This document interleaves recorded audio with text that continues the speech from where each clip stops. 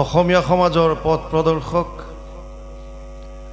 এক শৰণ হৰিনাম ধৰ্মৰ ভেটি প্ৰস্থাপক, নৱ বৈষ্ণৱ যুগৰ প্ৰৱৰ্তক জগতগুৰু শ্ৰীমন্ত শংকৰদেৱৰ শ্ৰীচৰণত প্ৰণিপাত জনাই যশোৱাৰ লাল কংসৰ কাল নন্দন নন্দন উদ্ধৱৰ বন্দন, গোপিনীৰ মন দৈৱকীৰ ধন, গোৱালৰ গোপাল আৰু ভকতৰ কৃপাল স্বৰূপ, সৰ্বজ্ঞ সৰ্বব্যাপ্ত সৰ্বাশ্ৰয় সৰ্বশক্তিমান, পৰম পুৰুষ পৰমানন্দ পৰমেশ্বৰ পৰম কৃপালু ভগৱান কৃষ্ণৰ বাংময় স্বৰূপ শ্ৰীমদ ভাগৱতক সাষ্টাংগিক প্ৰণাম জনাই বৈকুণ্ঠৰ কল্পতৰু নাম বস্তুভাগক সাৰোগত কৰি দেৱৰ দুৰ্লভ নৰতনুধাৰী আজিৰ বৈকুণ্ঠ ধামত উপবিষ্ট তথা উপস্থিত পৰম শ্ৰদ্ধাৰ বাপ বান্ধৱ, আই মাতৃ, যুৱক যুৱতী প্ৰমুখ্যে শিশুসকলৰ শৰীৰত নিৰ্বিৰাজমান দিব্য আত্মাক অন্তৰৰ পৰা সেৱা জনাই বিষ্ণু বৈষ্ণৱৰ কথাৰে সমৃদ্ধ ভক্তি জ্ঞান আৰু বৈৰাগ্য বৰ্ধনকাৰী শ্ৰীমদ ভাগৱতৰ কিছু চৰ্চা কৰিবৰ বাবে আগবাঢ়িছোঁ। জয় জয়তে সেৱকীৰ গৃহৰ সকলো সদস্য তথা সদস্যাৰ শ্ৰীচৰণত আমি আমাৰ শ্ৰদ্ধা ভৰা সেৱা নিবেদিছোঁ। কাৰণ তেওঁলোকে ভকত বৈষ্ণৱ নিমন্ত্ৰণ কৰি আনি প্ৰভু ভগৱন্তৰ লীলাসমূহ শ্ৰৱণ কীৰ্তন কৰাৰ যি সুবিধা কৰি দিছে, যুগ ধৰ্মৰ ফালৰ পৰা ই এক শ্ৰেষ্ঠ কৰ্ম। ব্যাসদেৱে ভাগৱতত লিখিছে, কৃতে যদ ধ্যায়াতো বিষ্ণু ত্ৰেতায়াম যজতে মখে দ্বাপৰে পৰিচাৰ্যায়াম কলো তদ হৰি কীৰ্তনাথ। 12:52 দ্বাদশ স্কন্ধ 3য় অধ্যায় 52 নম্বৰ শ্লোক ভাগৱত। অনুবাদ কৰিছে মহাপুৰুষ মাধৱদেৱে নামঘোষাত। তেওঁৰ অনবদ্য গ্ৰন্থ নামঘোষাৰ যুগ ধৰ্ম নিৰ্ণয় 399 পদযোগাত মহাপুৰুষ মাধৱদেৱে লিখিছে, সত্য যুগে ধ্যান, ত্ৰেতা যুগে যজ্ঞ, দ্বাপৰ যুগত পূজা, কলিত হৰিৰ কীৰ্তন বিনাই আৱৰ নাহিকে দুজা। ঈশ্বৰক পাব পৰা যিকেইটা মাৰ্গ আমাক দেখুৱাই থৈ গৈছে, জ্ঞান কৰ্ম ভক্তি, তাৰ ভিতৰত যুগ ধৰ্মৰ ফালৰ পৰা ভক্তি মাৰ্গটোকে শ্ৰেষ্ঠ বুলি শাস্ত্ৰৰ উত্তম গীতা ভাগৱতে আমাক নিৰ্ণয় কৰি দিছে। আৰু সেইকাৰণে সেৱকীসকলে উদ্যোগ লৈ যি এই অনুষ্ঠানৰ অনুষ্ঠিত কৰিছে, তাৰ বাবে আমি 1300 শ্ৰীচৰণত পুনৰবাৰ আমাৰ শ্ৰদ্ধা ভৰা সেৱা নিবেদিছোঁ। আপোনালোকে ভাগৱত শুনি আছে 3য় স্কন্ধৰ। ভাগৱত আৰম্ভ হৈছে নৈমিষাৰণ্যত। 28,000 ঋষিমুনি একত্ৰিত হৈছে আৰু সুতমুনিক ব্যাখ্যাৰ আসনত বহুৱাই দিছে। সৌনকে প্ৰশ্ন কৰিছে 28,000 ঋষিৰ হৈ, নৈমিষে সুতমাসীন অভিবাদ্য মহামতীম কথামৃত ৰসস্বাদ কুশল সৌনকো অব্ৰবীত। পদ্মপুৰাণ ভাগৱত মহাত্ম্য 3য় অধ্যায় 1ম অধ্যায় 3 নম্বৰ শ্লোক। সৌনকে প্ৰশ্ন কৰিছে, সৌনক কোন? কথামৃত ৰসস্বাদ কুশল, যিজনে কথামৃত পান কৰাত কুশল সেইজনক সৌনক বুলি কোৱা হৈছে। সৌনকে প্ৰশ্ন কৰিছে, সৌনক বদতি শুনা সুত মহামানী, পৰম পাতকী কলি পাইলেহে ন জানি, আৰম্ভিলো যজ্ঞ আশী সহস্ৰ বছৰ, হোমধুমে ধূম্ৰবৰ্ণ ভৈলা কলে বৰ, যিটো কৰ্ম কৰোৱাতো নাহিকে বিশ্বাস, আপোনাৰ আয়ুস কৰিলোঁ ব্যৰ্থে নাশ। 1000 বছৰ তপস্যা কৰিছিল কলি যুগৰ মানুহৰ কল্যাণ সাধিবৰ কাৰণে। যজ্ঞৰ ধোঁৱাই তেওঁলোকৰ শৰীৰ ধোঁৱাবৰণ হৈ গ'ল, তথাপিও তাৰ পৰা একো ফল নাপালে। সেইকাৰণে সৌনকে প্ৰশ্ন কৰিলে, তত্ৰ তত্ৰ অঞ্জস আয়ুষ্মান ভৱতা যদ বিনিশ্চিতাম পুংসাম একান্তত শ্ৰেয় তদ না শংসিতুম অৰ্হসি। 1:1 প্ৰথম স্কন্ধ 1ম অধ্যায় 9 নম্বৰ শ্লোক ভাগৱত। মানুহৰ কাৰণে কলি যুগত কল্যাণ আটাইতকৈ উপযুক্ত শ্ৰেষ্ঠ যিটো কৰ্ম, য'ত পৰম আনন্দ লাভ কৰিব পাৰি, সেই মাৰ্গটো আমাক দেখুৱাই দিয়া সৌনকৰ মূল প্ৰশ্ন আছে তাত। লগতে এটা কথা কৈ দিছে ক্লিয়াৰ, যে তুমি আমাক যিটো উপায় দিবা কলিযুগৰ মানুহখিনিৰ প্ৰতি লক্ষ্য কৰি দিবা। কাৰণ কলিযুগৰ মানুহৰ বয়স আয়ুস একেবাৰে কম। প্ৰায়ে না অল্পায়ুষ সভ্য কলো অস্মিন যুগে জনা, মন্দ সুমন্দ মতয় মন্দ ভাগ্য হি উপদ্ৰতা। 1:10 প্ৰথম স্কন্ধ 1ম অধ্যায় 10 নম্বৰ শ্লোক ভাগৱত। কলিযুগৰ মানুহৰ বয়স কম, তাতে বুদ্ধিহীন হ'ব, স্মৃতি শক্তি হ্ৰাস পাব, 8টা বস্তু কলিযুগত হ্ৰাস পাব বুলি কৈছে। ততচ্চ অনুদিনম ধৰ্মম সত্যম শৌচম ক্ষমা দয়া কলেন বলেন ৰাজন নংসতি আয়ু বলম স্মৃতি। ধৰ্ম, সত্য, শৌচ, ক্ষমা, দয়া, আয়ু, বল, স্মৃতি, 8টা বস্তু কলিযুগত হ্ৰাস পাব। শৌনকে কৈছে আমাক এনেকুৱা উপায় দিয়া যিটো উপায় সহজ সৰল হয়, সুগম হয়, আমি যাতে সহজতে সেইটো মাৰ্গৰ দ্বাৰা গৈ পৰম আনন্দ লাভ কৰিব পাৰোঁ। এই মাৰ্গটো কি? শৌনকে প্ৰশ্ন কৰি কৈছে যে শাস্ত্ৰত বিভিন্ন কথা কৈছে। কোনোবাই কৈছে যাগ যজ্ঞ পূজা পাতল কৰা, কোনোবাই কৈছে দান ব্ৰত তীৰ্থ কৰা, কোনোবাই কৈছে ঘৰ দুৱাৰ বাদ দি সন্যাসী হৈ গুচি যোৱা। ভুৰিনি ভুৰি কৰ্মানি শ্ৰোতব্যানি বিভাগস অত সাধুত্ৰ যত সাৰম সমুদ্ধৃত্য মনীষয়া মাম ব্ৰূহি শ্ৰদ্ধানাম ইয়েন আত্মা সম্প্ৰসিদতি। 1:11 ভাগৱত প্ৰথম স্কন্ধ প্ৰথম অধ্যায় 11 নম্বৰ শ্লোক। ভুৰিনি ভুৰি কৰ্মানি, বিভিন্ন ধৰণৰ কৰ্মৰ কথা কৈছে, শাস্ত্ৰও বহুত আছে। সেইকাৰণে শৌনকে কৈছে হে মুনিবৰ অত সাধুত্ৰ যত সাৰম, সাৰটো উলিয়াই লৈ আমাক কোৱা। মাম ব্ৰূহি, যিটো সাৰ, সমস্ত শাস্ত্ৰৰ সাৰ কি? আৰু তেতিয়া সুতমুনিয়ে কথা কোৱা আৰম্ভ কৰিছে ভাগৱত। সুতমুনিয়ে প্ৰথমেই কৈ দিলে সবেই পুংসাম পৰো ধৰ্ম যথো ভক্তিৰ অধোক্ষজে অহেতু কি অপ্ৰতিহত য়েন আত্মা সম্প্ৰসিদতি। কলিযুগৰ পৰম ধৰ্ম হৈছে কৃষ্ণৰ ভক্তি। কৃষ্ণৰ ভক্তি কেনেকুৱা হ'ব লাগিব? অহেতু কি অপ্ৰতিহত। অহেতু কি মানে হেতু নথকা, নিষ্কাম। অপ্ৰতিহত মানে আনব্ৰেকেবল, নিৰন্তৰ, কণ্টিনিউ। এই দুটা চৰ্ত আমাক বান্ধি দিলে। তাৰপিছত ভাগৱত আগবাঢ়িছে। মূল ভাগৱত সংস্কৃতত আছে, 12টা স্কন্ধই আছে সংস্কৃততো, 335টা অধ্যায়, 5,96,000 শব্দ, 10টা লক্ষণ। অত্ৰ স্বৰ্গ বিসৰ্গ স্থানম পোষণম উতয় মনন্তৰ এষ অনুকথা নিৰোধ মুক্তিৰ আশ্ৰয়। 10টা লক্ষণ কৈছে 2:10 দ্বিতীয় স্কন্ধ 10ম অধ্যায় 1ম শ্লোক। সৰ্গ বিসৰ্গ স্থান পোষণ উতি মনন্ত ঋষান নিৰোধ মুক্তি আৰু আশ্ৰয়। 10টা লক্ষণ কৈছে। তৃতীয়ৰ পৰা লক্ষণ আৰম্ভ হৈছে। তৃতীয়ৰ লক্ষণ হৈছে সৰ্গ। সৰ্গ মানে সৃষ্টিৰ কথা কৈছে, সৃষ্টি। সেইকাৰণে ইয়াত সৃষ্টিৰ কথা আহিছে। এতিয়া যদিও ভাগৱতে 10টা লক্ষণ কৈছে, ভাগৱতৰ মূল উদ্দেশ্য হৈছে 10ম লক্ষণটো আশ্ৰয়। কলিযুগৰ মানুহে আশ্ৰয় ক'ত ল'ব, শৰণ ক'ত ল'ব? দশমৰ্থ বিশুদ্ধ্যাৰ্থম নবানিমিহ লক্ষণম বৰ্ণয়ন্তী মহাত্মান শ্ৰুতেন অৰ্থেন চাঞ্জসা। 10ম লক্ষণটোক প্ৰতিপন্ন কৰিবৰ কাৰণে শুদ্ধ ৰূপত বাকী 9টা বৰ্ণনা কৰিছে। তৃতীয় স্কন্ধ আৰম্ভ হৈছে, কথা বতৰা হৈছে ইয়াত বিদুৰ আৰু মৈত্ৰৰ মাজত। আপোনালোকে সকলোৱে শুনিছে সেয়া নিশ্চয়। প্ৰভু ভগৱন্ত বৈকুণ্ঠ প্ৰয়াণৰ সময়ত উদ্ধৱ আৰু মৈত্ৰক ভাগৱতৰ জ্ঞান দিছিল। আৰু উদ্ধৱক কৈছিল, হে উদ্ধৱ, তুমি যদি বিদুৰক লগ পোৱা, খুৰাক যদি লগ পোৱা, ক'বা এটা কথা, তেওঁ যাতে এই ধৰ্মটো মৈত্ৰেয়ৰ পৰা গ্ৰহণ কৰে। মৈত্ৰৰ আশ্ৰম আছিল বৰ্তমান উত্তৰাখণ্ডৰ। আমি আছিলোঁ তাত 2 বছৰ উত্তৰাখণ্ডত। তাত হৰিদ্বাৰ যি আছে তাত এটা আশ্ৰম আছে, তাত আনন্দ ঘাট বুলি, তাত আছিলে যিজন মৈত্ৰেয় ঋষি, তাত আছিল। মৈত্ৰেয়ৰ ওচৰলৈ বিদুৰ গৈছে। বিদুৰৰ এটা মাত্ৰ প্ৰশ্নত গোটেই ভাগৱত চলি আছে। বিদুৰৰ প্ৰশ্ন এটা। বিদুৰে প্ৰশ্ন কৰিছে, সুখায় কৰ্মাণি কৰোতি লোক নাতে সুখম वा অন্যত বিপৰীতম वा বন্দেত ভূয় ততৈব দুঃখম যদত্ৰ যুক্তম ভগৱান বদেন না। 3:5-1 তৃতীয় স্কন্ধ 5ম অধ্যায় 1ম শ্লোক ভাগৱত। প্ৰত্যেক মানুহে সুখৰ কাৰণে কাম কৰিছে, সুখ নাপায়, দুখ পায়, কাৰণটো কি কোৱা? বিদুৰৰ চিধা প্ৰশ্ন। সব মানুহে সুখ পাবলৈ কাম কৰিছে, ৰাতি দিন একাকাৰ কৰি দিছে, কিন্তু সুখ পোৱা নাই, তাৰ বিপৰীতে দুখ পাইছে।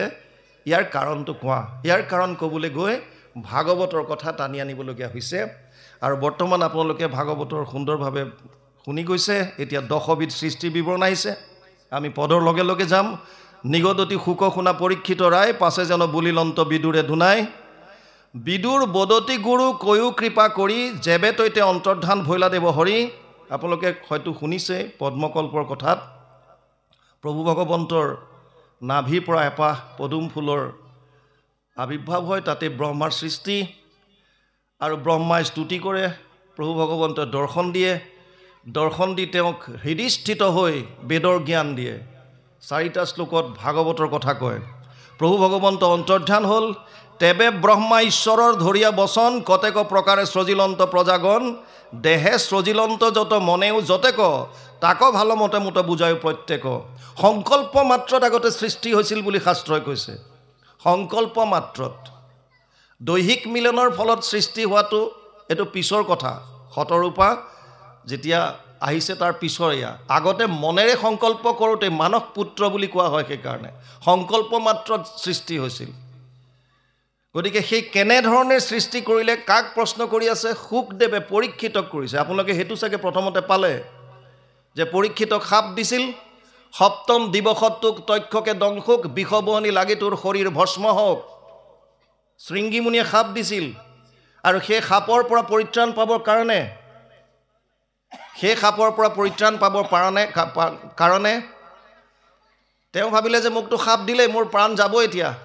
গতিকে বৈৰাগ্য ভাৱ আহিল। জন্মে জয়ক ৰাজ্যভাৰ দি গংগাৰ পাৰলৈ গ'ল, আৰু তাত বহুত ঋষিমুনি আহে, সকলোকে প্ৰশ্ন কৰে যে কলিযুগৰ মানুহৰ মূল লক্ষ্য কি হোৱা উচিত। অথ পৃশ্ৰামি সংসিদ্ধিমি যোগিনাম পৰমম গুৰু, পুৰুষস্য য়ত কাৰ্যম ম্ৰিয়মানস্য সৰ্বদা, য়ত শ্ৰোতব্যম য়ত জপ্যম য়ত কীৰ্তিব্যম নৃভি প্ৰভু, স্মৰ্তব্যম ভজনীয়ম ৱা ব্ৰুহি যদ ৱা বিপৰ্যয়ম। 1:19-17, 1:19-18 দুটা শ্লোক। মৰণ সময়ে তোমাৰ চৰণে পুচুহু গুৰু সাক্ষাৎ, মৃয় মান নৰে সদায়ে কি কৰ্ম কৰিবে এইটো লোকত। কাহাক শুনিবে, কাহাক স্মৰিবে, কাহাক ভজিবে নৰে, ভজনৰ যোগ্য কোননো দেৱতা, মত কহিও মত সত্তৰে। কাৰ কথা শুনিব, কাৰ কথা জপ কৰিব, কাৰ স্মৰণ কৰিব? শ্ৰৱণ কীৰ্তন কৰিবাৰ যোগ্য নুহি যত যত কথা, তুমি সে পৰম গুৰু মুনিবৰ আমাতো কৈ সৰ্বথা। যিবিলাক কথা আমি শ্ৰৱণ কীৰ্তন কৰিব নলগীয়া, নিষিদ্ধ, সেইবিলাকো আমাক কোৱা। আৰু তাৰ পাছত শুকদেৱে পৰীক্ষিতক ভাগৱত কৈ গৈছে। কৈ যেতিয়া বিদুৰ মৈত্ৰেয়ৰ কথা ওলাল, সেইকাৰণে ইয়াত দিছে নিগদতি শুক। যেতিয়া প্ৰশ্ন কৰিছে পৰীক্ষিতে, শুক মুনিয়ে পৰীক্ষিতক বুজাইছে। তাৰ পাছত বিদুৰ বদতি গুৰু কৈও কৃপা কৰি বিদুৰে প্ৰশ্ন কৰি আছে মৈত্ৰক, যেতিয়া ভগৱান কৃষ্ণ অন্তৰ্ধান হ'ল, তেবে ব্ৰহ্মা ঈশ্বৰৰ ধৰিয়া বচন কতেক প্ৰকাৰে সৃজিলন্ত প্ৰজাগণ। কি ধৰণে প্ৰজা সৃজন কৰিলে, কিমান প্ৰকাৰ সৃজন কৰিলে। দেহে সৃজিলন্ত যত মনেও যতেক, তাক ভালমতে মোত বুজায় প্ৰত্যেক। দেহৰ দ্বাৰা তেওঁ কিমান সৃজন কৰিলে, মনৰ দ্বাৰা কিমান সৃজন হ'ল, কি ধৰণে তেওঁ সৃষ্টি কৰিলে। কাৰণ 3য় স্কন্ধ সৰ্গ সৃষ্টিৰ বিষয়ে আহিব ইয়াত। তাৰ পাছত কৈছে, আনো জীৱা মই পুচি আছো অৰ্থচয়, তাক অনুক্ৰমে কহিছে দিও সংশয়। শুক নিগদতি ৰাজা শুনা ৰংগ মন, এমনে বিদুৰে যেবে কৰিলা প্ৰাৰ্থন, শুনি আনন্দিত ভৈলা কুশাৰ নন্দন, পূৰ্ব প্ৰশ্ন চিত্তে ধৰি বুলিলা বচন। মৈত্ৰেয় মুনিয়ে বিদুৰৰ প্ৰশ্ন শুনাৰ পাছত কোৱা আৰম্ভ কৰিছে। কি ক'লে?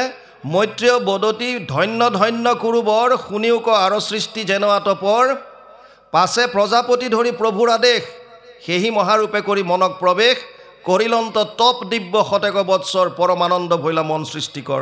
সৃষ্টি কাৰ্যত প্ৰৱেশ কৰাৰ প্ৰাক মুহূৰ্তৰ মূল যিটো ঘটনা যদি কিবা আছে, আপোনাৰ মন আৰু চিত্ত সম্পূৰ্ণৰূপে প্ৰভু ভগৱন্তৰ চৰণত দিবই লাগিব। আমাৰ এই বিবাহৰ বস্তুটো আমি বুজি নোপোৱাৰ কাৰণে এতিয়া আমি খাদ্য সম্ভাৰত বেছিকৈ গুৰুত্ব দিয়া হ'লোঁ। আগতে নিয়ম আছিল বিবাহৰ, যে বিবাহৰ দিনা বৰ হওক বা কইনা হওক, ভকত আহিব, আইসকল আহিব, তেওঁলোকে আশীৰ্বাদ কৰিছিল সেইদিনা যে শুভ কাৰ্যত তোমালোক আগবাঢ়িব গৈছা, গতিকে তোমালোকৰ ভৱিষ্যত জীৱন, যুগ্ম জীৱন সুখৰ হওক, মংগলময় হওক। আৰু বিয়া কৰি অনাৰ পাছত দৰা কন্যাই পুনৰ ভকতৰ ওচৰত গৈ শাস্ত্ৰৰ পাঠ শুনিছিল, কেনেধৰণে সৃষ্টি কাৰ্যত আগবাঢ়িব। ব্ৰহ্মাই নিজে, যিজন সৃষ্টিকৰ, তেওঁক যেতিয়া প্ৰভু ভগৱন্তই আদেশ কৰিছিল তই সৃষ্টি কৰ, তেওঁ কৈছিল মই কেনেকৈ আগবাঢ়িম। আমাৰো একেই গতি। প্ৰভু ভগৱন্তৰ কৃপা বিনে আমাৰ কোনো জ্ঞান আমি ল'ব নোৱাৰোঁ। আৰু সেইকাৰণে প্ৰভু ভগৱন্তই ব্ৰহ্মাৰ হৃদিগত হৈ বেদৰ জ্ঞান দিছিল, 4টা শ্লোকত ভাগৱত কৈছিল, তাৰ পাছত তেওঁ সৃষ্টি কৰিবলৈ আগবাঢ়িছে। সেইকাৰণে ইয়াত কৈছে যে তেওঁ প্ৰথমতে তপ কৰিছিল, কৰিলন্ত তপ দিব্য শতেক বৎসৰ, পৰম আনন্দ ভৈলা মন সৃষ্টিকৰ। কিন্তু এতিয়া আমি তপ কিহৰ কৰিম? গীতাত 3টা তপৰ কথা কৈছে, শৰীৰৰ তপ, বাণীৰ তপ আৰু মনৰ তপ। 3টা তপ যদি আমি কৰিব পাৰোঁ, 3টা তপ কেনেকুৱা? দেৱ দ্বিজ গুৰু প্ৰজ্ঞা পূজনম শৌচম আৰ্জৱম। আমি যদি দেৱ দ্বিজ গুৰু প্ৰজ্ঞা, আমাৰ যিটো 4 বস্তু গুৰুজনাই দি থৈ গৈছে, গুৰুদেৱ, নাম, ভকত, এই 4 বস্তুত যদি আমি আমাৰ শ্ৰদ্ধা, আমাৰ বিশ্বাস লৈ আমি সেই ধৰণে যদি জ্যেষ্ঠজনক, শ্ৰেষ্ঠজনক আমি আমাৰ শ্ৰদ্ধা, শৰীৰৰ দ্বাৰা যাতে কাৰো অন্যায় নহয়, এই কথাখিনি যদি আমি মনত ৰাখোঁ, এই সংযমখিনি যদি আমি আনিব পাৰোঁ, এইটো হৈছে শৰীৰৰ তপ। ব্ৰহ্মচৰ্য, কোনো ধৰণৰ যিটো সময়ত আমি আমাৰ জ্ঞান অৰ্জন কৰিম, সেই সময়ত যাতে কোনো ধৰণৰ কামনা বাসনাৰ প্ৰতি মনটো আমি ধাৱমান কৰিব নোৱাৰোঁ বা নিদিওঁ। বাণীৰ তপৰ কথা কৈছে, অনুদ্বেগ কৰম বাক্যম সত্যম প্ৰিয় হিতম চ য়ৎ স্বাধ্যায় অভ্যাসনম চৈব বাংময় তপ উচ্যতে। 7দশ অধ্যায় গীতা। অনুদ্বেগ কৰম বাক্যম, আপোনাক আগৰ দৰে তপ কৰিবলৈ ঘৰ দুৱাৰ এৰি থৈ পেলাই বাহিৰত যোৱাৰ কথা কোৱা নাই। আপুনি নিজৰ গৃহত থাকি বাণীৰ ওপৰত সংযম কৰক, আপোনাৰ কথাই যাতে বেলেগৰ অন্তৰত আঘাত নিদিয়ে। বাণীক আমি বিনালৈ ৰূপান্তৰ কৰিবলৈ শিকিব লাগে, বিনা, যাতে আপোনাৰ কথা বহু সময় ধৰি মানুহে শুনি থাকিব পাৰে, সংগীতময় যাতে হয়। আপুনি যদি আপোনাৰ বাণীক যদি বাণলৈ ৰূপান্তৰিত কৰিলে, তেতিয়া সেই বাণে কাৰোবাৰ অন্তৰত আঘাত দিব। আৰু যিপাত বাণ আজি আপুনি বেলেগলৈ প্ৰহাৰ কৰিলে, সেই পাত এদিন ঘূৰি আহি আকৌ আপোনাৰ হৃদয়ত লাগিব। সেইকাৰণে বাণীৰ সংযমৰ কথা কৈছে প্ৰথমতে। শৰীৰৰ তপ, বাণীৰ তপ, মনৰ তপ। মন প্ৰসাদ সৌমত্ব মৌনমাত্ম বিনিগ্ৰহ ভাৱ সংশুদ্ধি ৰীতি এতৎ তপ মানসম উচ্যতে। ভাৱৰ শুদ্ধতা। আমি কৰ্ম কেনেকৈ কৰোঁ? আমি কিবা এটা কৰ্ম কৰিবলৈ যোৱাৰ আগত আমাৰ মনলৈ যি ভাৱ আহে, আমি সেইমতে কৰ্ম কৰোঁ। যাৰ যেনেকুৱা ভাৱ তাৰ তেনেকুৱা কৰ্ম। ভাৱত যদি শুদ্ধতা নাথাকে, তেতিয়াহ'লে আপোনাৰ কৰ্মত শুদ্ধতা কোনোদিন। আপোনাৰ চাৰিওফালে ডেভেলপ হৈ গ'ল, ৰাস্তা ঘাট বনাই দিলে, ডাঙৰ ডাঙৰ ঘৰ বনাই দিলে, কিন্তু মনত শুদ্ধতা নাই, গতিকে ধৰ্ষণ, লুণ্ঠন, হত্যা দুনিয়া ভৰ হৈ আছে। এখন সুন্দৰ সমাজৰ কল্পনা কৰিবৰ কাৰণে এটা সুন্দৰ মনৰ প্ৰয়োজন হয়। আৰু এই সুন্দৰ মনটো ক'ত পাব, কেনেকৈ কৰিব? ব্যাসদেৱে পদ্মপুৰাণৰ ভাগৱত মহাত্ম্য উত্তৰাখণ্ডত লিখিছে, এতদস্মাৎ পৰম কিঞ্চিত মনশুদ্ধে ন বিদ্যতে জন্মান্তৰে ভৱেত পুণ্যম তদা ভাগৱতম লভেত। ভাগৱততকৈ শ্ৰেষ্ঠ গ্ৰন্থ মন শুদ্ধিকৰণৰ কাৰণে আৰু একো নাই। সেইকাৰণে গুৰুজনাই বাৰে বাৰে কয়, যদ্যপি ভকতি নৱবিধ মাধৱৰ শ্ৰৱণ কীৰ্তন আত হুন্ত শ্ৰেষ্ঠতৰ। কিয় শ্ৰৱণ কীৰ্তনক কিয় শ্ৰেষ্ঠ কৰি দিলে? যিহেতু নৱবিধ ভক্তিৰ কথা প্ৰহ্লাদে কৈছিল দৈত্য শিশুসকলক, শ্ৰৱণম কীৰ্তনম বিষ্ণু স্মৰণম পাদ সেৱনম অৰ্চনম বন্দনম দাস্যম সাক্ষ্য আত্মনিবেদনম। 7-5-23 সপ্তম স্কন্ধ 5ম অধ্যায় 23 নম্বৰ শ্লোক ভাগৱত। যদিও নৱবিধ ভক্তিৰ কথা তাত কৈছে, গুৰুজনাই ক'লে যদ্যপি ভকতি নৱবিধ মাধৱৰ শ্ৰৱণ কীৰ্তন আত হুন্ত শ্ৰেষ্ঠতৰ। শ্ৰৱণ কীৰ্তনক কিয় মুখ্য দিলে? কাৰণ যিমান শ্ৰৱণ কৰিব, কৰ্ণপথে ভকতৰ হিয়াত প্ৰৱেশী হৰি দুৰ্বাসনা হৰে সমস্তই, জলৰ যতেক মল যেহেন শৰৎকালে স্বভাৱতে নিৰ্মল কৰয়। ভাৱ শুদ্ধি হৈ যাব। সেইকাৰণে ব্ৰহ্মাই প্ৰথমতে তপ কৰিলে, তাৰ পাছত তেওঁৰ পৰম আনন্দ ভৈলা মন সৃষ্টিকৰ। যেতিয়া তপ কৰিলে আনন্দময় হৈ গ'ল।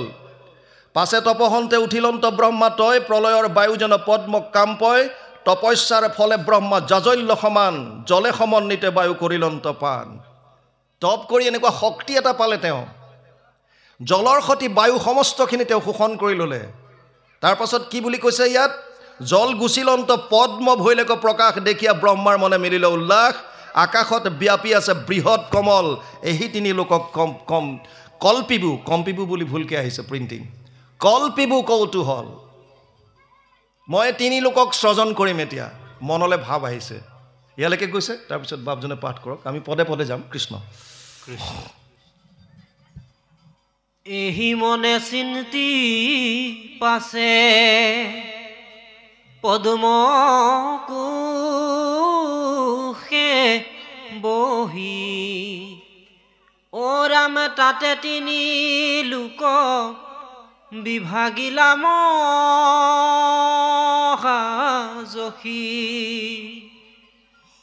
অধিক নকৰি বিভাগ গিলা তিনি লোক আৰু হেতু কহু কুৰু বৰ্জসনিয়োক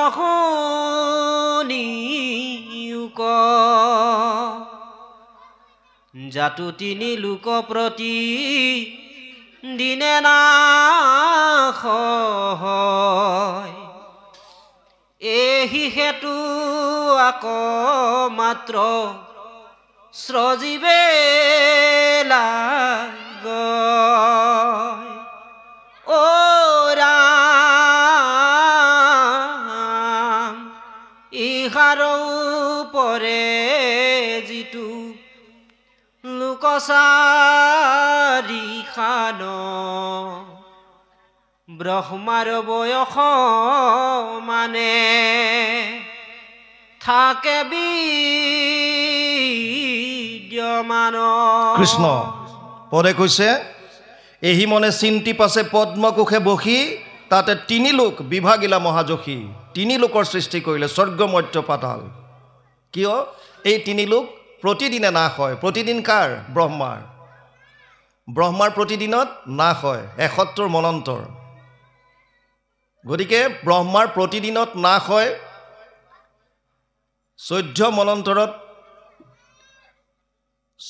মনন্তৰত এটা কল্প গতিকে তেনেকৈ ব্ৰহ্মাৰ এদিন হ'লে যেবে এক শত हुए বৰিষ ব্ৰহ্মাকো কৰন্তে তেবে ঈশ্বৰে সংহাৰ চতুৰ্থ হাজাৰ যুগে ব্ৰহ্মাৰ দিৱস বুলি কৈছে ৪০০০ যুগত ব্ৰহ্মাৰ এদিন ৪০০০ যুগ এটা যুগত কিমান থাকে আমাৰ ৪৩,২০,০০০ চাৰিটা যুগ মিলি পেলাই হয়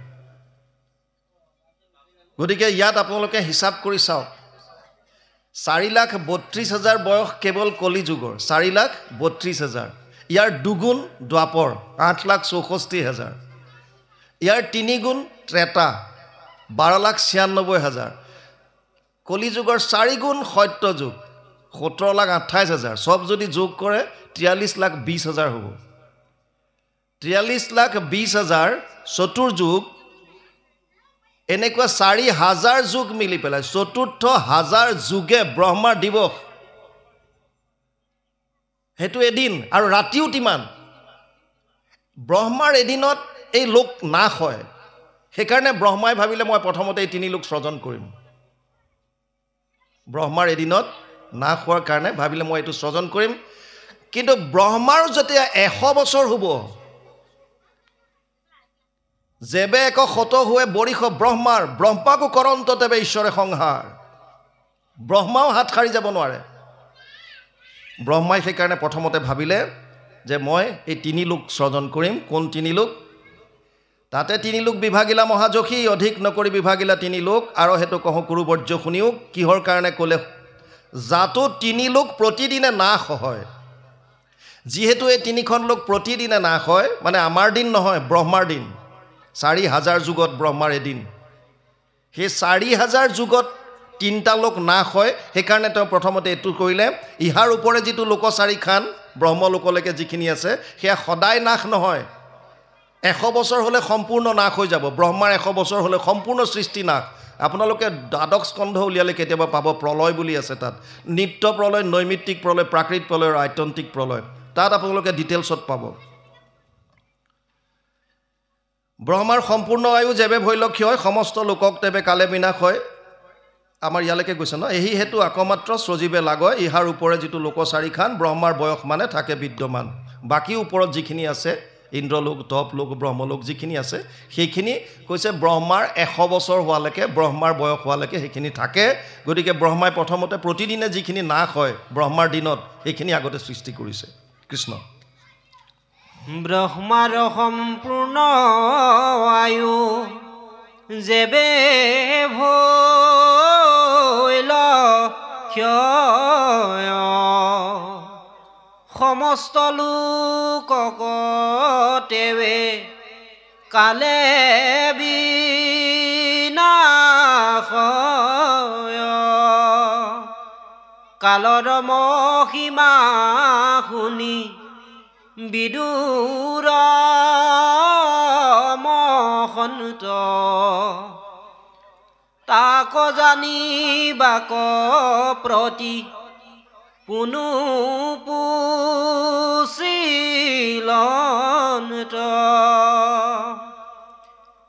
বিদুৰ বদতি বাপ কৃপা কৰিউক, কালৰ লক্ষণ আবে চিনাই কহিউক,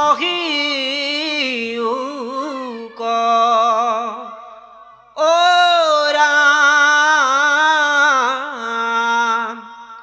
কিবা স্থূল সূক্ষ্ম ৰূপ কয়ো ভাল কৰি, পৰম আনন্দে মই শুনো কৰ্ণ ভৰি। কৃষ্ণ।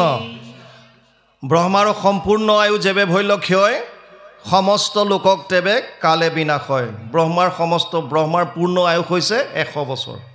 চতুৰ্থ হাজাৰ যুগত এদিন, তেনেকৈ 100 বছৰ যেতিয়া ব্ৰহ্মাৰ শেষ হ'ব তেতিয়া ব্ৰহ্মাকো কালে বিনাশ কৰে।